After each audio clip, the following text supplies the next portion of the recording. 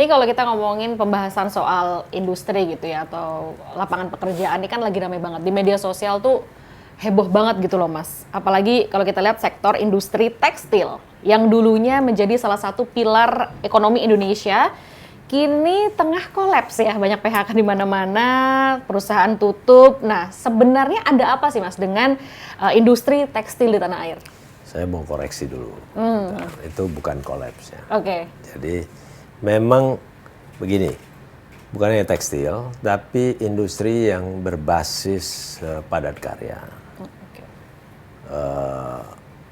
Dan banyak sektor yang lain masih terkait dengan krisis yang kita alami waktu COVID. Ingat kan waktu COVID ya?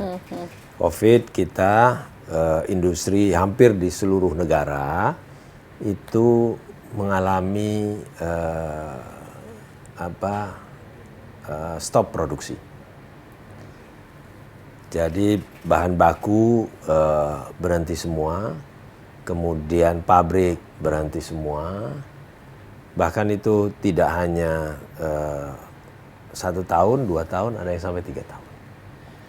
Nah, lamanya proses stop produksi ini menyebabkan ketika mulai buka pasca COVID itu penyesuaian terjadi.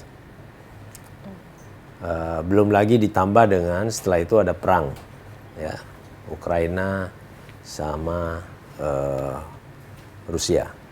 Habis itu ditambah lagi perang di Timur Tengah, gitu ya. Nah, gambarannya adalah bahwa ketika perusahaan mulai berproduksi pasca COVID, rebutan bahan baku. Tidak semua bisa memenuhi kebutuhan yang diminta oleh industri. Nah, yang kedua, pasar turun. Ya, daya serap pasar secara global turun, sehingga produksi yang dibuat menyebabkan over dan pasar tidak mampu menyerap. Ada kelambatan, ada proses yang yang secara alamiah terjadi di antara perusahaan-perusahaan, persaingan yang sangat tinggi. Belum lagi logistik yang berubah, lonjakan permintaan terhadap logistik demikian tinggi sehingga harga logistik juga menyesuaikan, jadi lebih tinggi. Nah, ini menyebabkan harga bahan baku, harga produk jadi di sektor tekstil ini meningkat dari yang sebelumnya. Di lain pihak itu ada juga yang namanya transformasi pasar dari retail biasa ke retail model e-commerce, gitu ya. Nah, perubahan ini semua, penyesuaian ini semua, ini dialami di seluruh dunia.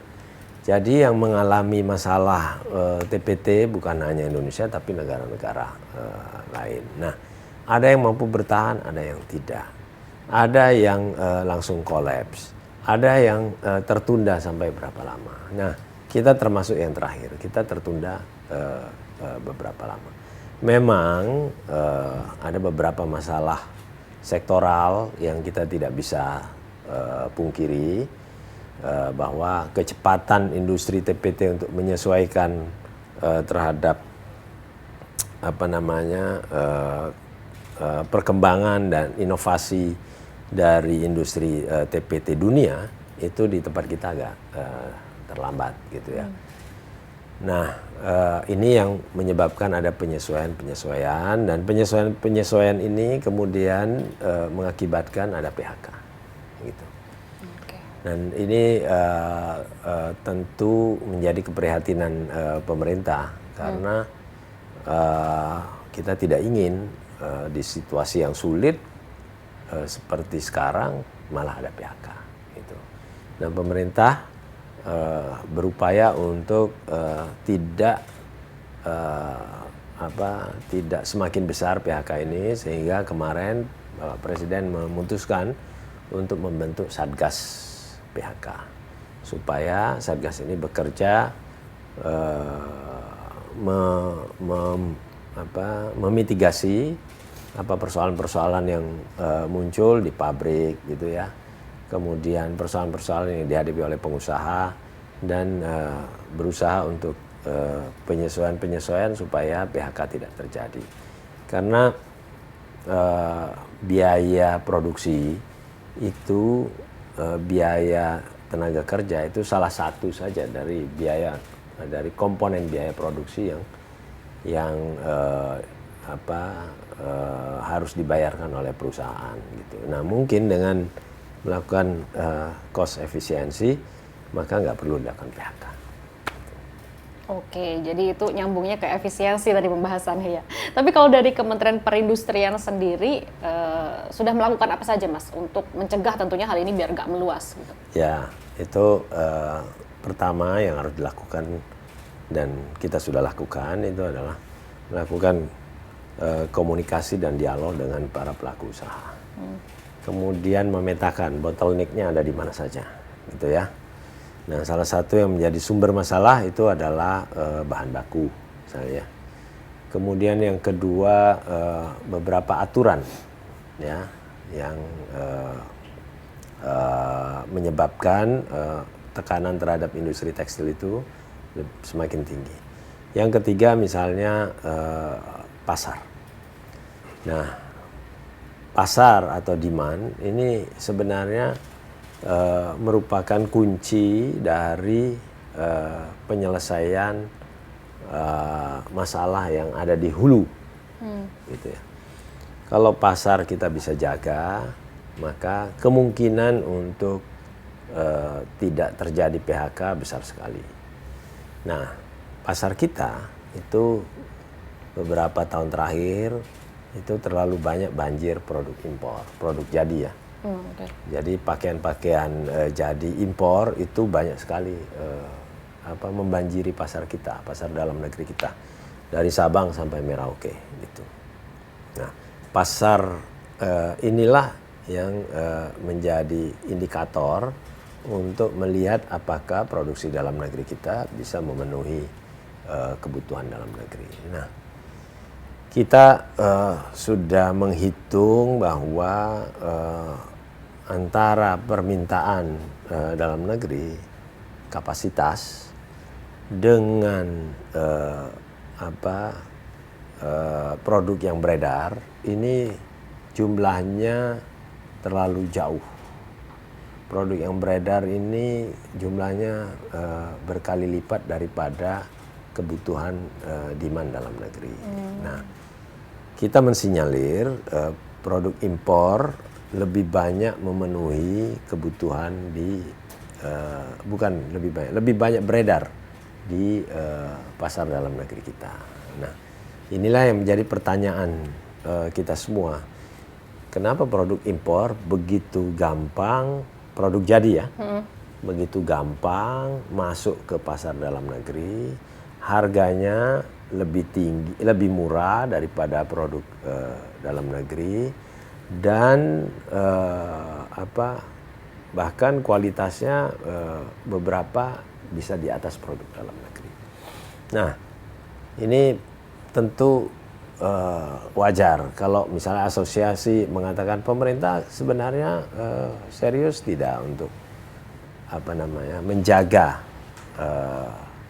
borderline kita supaya produk impor baik ilegal, black market, atau produk yang barangkali dimanipulasi supaya bisa masuk ke pasar dalam negeri dalam manipulasi dokumen gitu ya, dan seterusnya itu bisa masuk dengan mudah. Ini serius nggak menjaga ini? Itu pertanyaan yang wajar saja dari para pelaku usaha.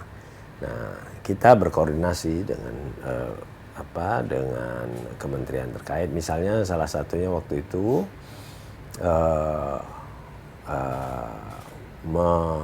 memutuskan untuk melakukan revisi terhadap Permendak nomor 8. Ya, kami hari ini melakukan menjadi bagian dari proses revisi Permendak nomor 8 itu. Sekarang lagi harmonisasi. Jadi ada kira-kira 8 kelompok produk yang kemarin dimudahkan atau mempermudah proses impor barang jadinya, misalnya pakaian jadi, kemudian alas kaki, elektronik, kosmetik, tas gitu ya, dan lain sebagainya. Itu kita minta revisi dan proses revisi sedang berjalan. Nah, itu dalam hal aturan gitu kan. Nah, pasar tadi kita harus kita minta untuk semua berkomitmen menjaga produk industri dalam negeri kita, termasuk dengan mengkampanyekan peningkatan penggunaan produk dalam negeri. Oke, produk lokal Indonesia ya. Berarti sudah ada obrolan ya Mas ya, dengan lintas sektoral misalnya dengan Kementerian Perdagangan tadi begitu ya. Tekstil impor yang ini sebenarnya disebut-sebut sebagai salah satu penyebab jatuhnya produk lokal, benar nggak? Ya, salah satu. Tentu kita harus akui bahwa produk jadi tekstil impor ini menjadi tantangan yang paling berat untuk produk dalam negeri kita. Bukan hanya tekstil sebenarnya. Ambil contoh misalnya produk semen misalnya. Ya, produk semen dari satu negara, sebutlah misalnya Tiongkok gitu, harganya jauh lebih murah daripada harga produk semen dalam negeri kita, itu menjadi tantangan tersendiri. Nah, di sini peran pemerintah untuk bisa menjadi pengendali pasar sangat-sangat diperlukan.